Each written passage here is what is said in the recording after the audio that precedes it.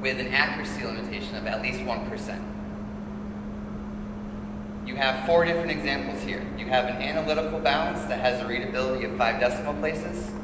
You have a precision balance with a readability of 2 decimal places, a floor scale with a readability of 1 gram, and another scale with a readability of 50 grams.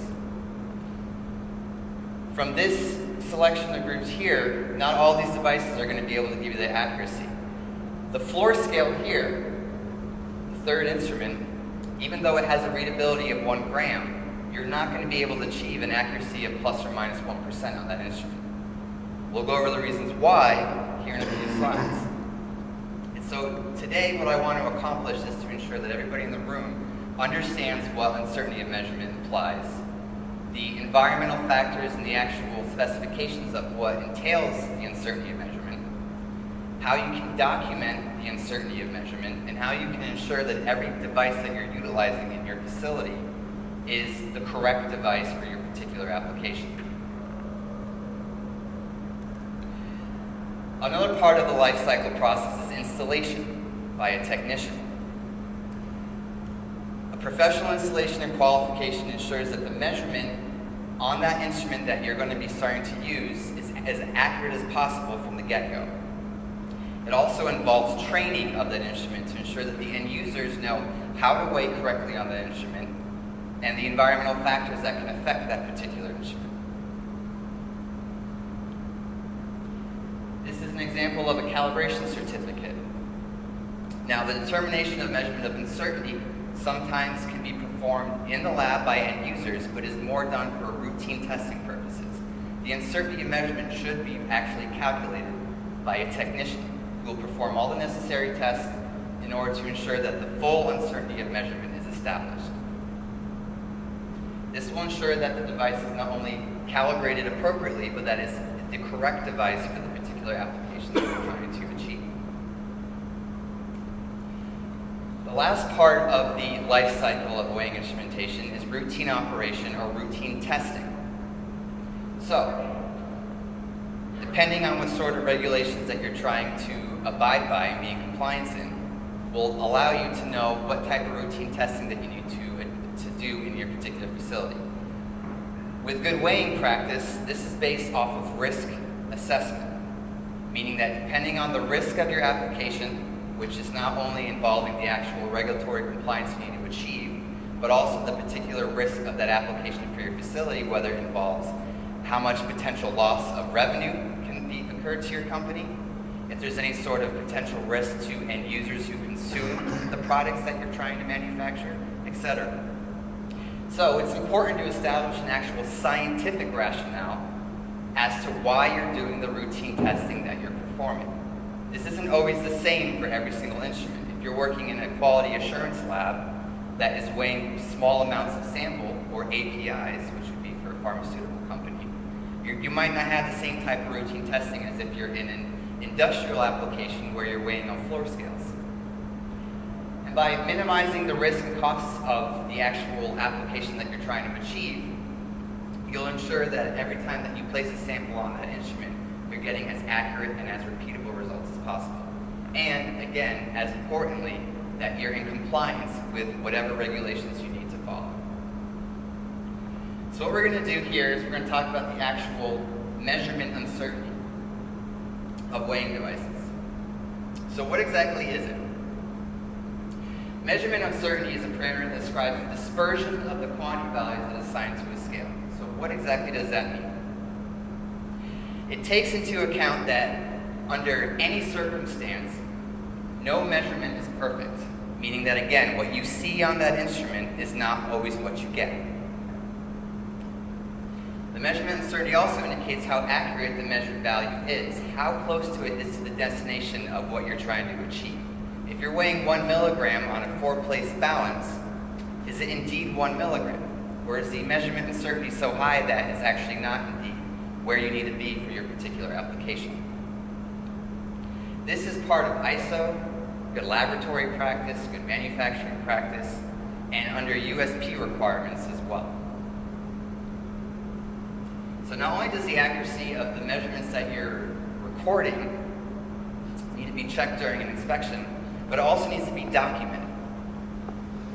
So, as an example here,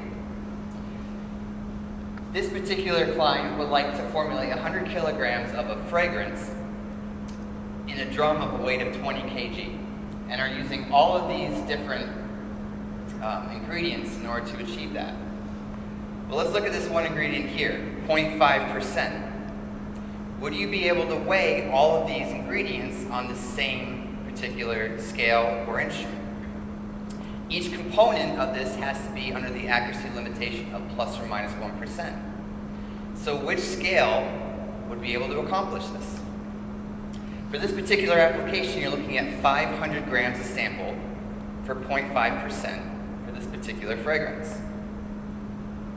So, can I use a scale with a readability of 100 grams to weigh a substance having a weight of 500 grams, assuming again that you're meeting an accuracy limitation of plus or minus 1%.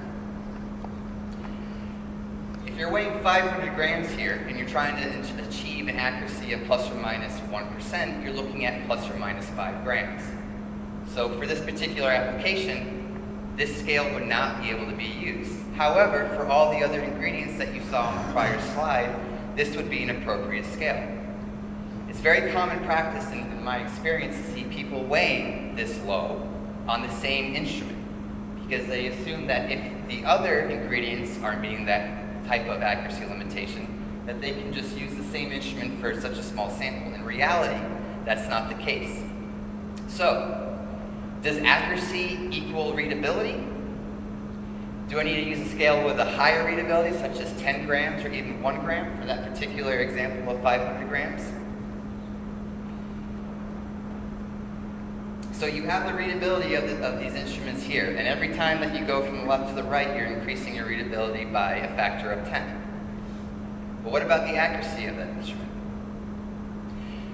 The readability of a scale can be electronically set to any value. This is for whether it's a precision balance in your laboratory on a bench, a floor scale, an analytical balance, a micro balance, etc. The sensor of the instrument is to increase the accuracy. The sensor itself has to be suited, again, for that particular application.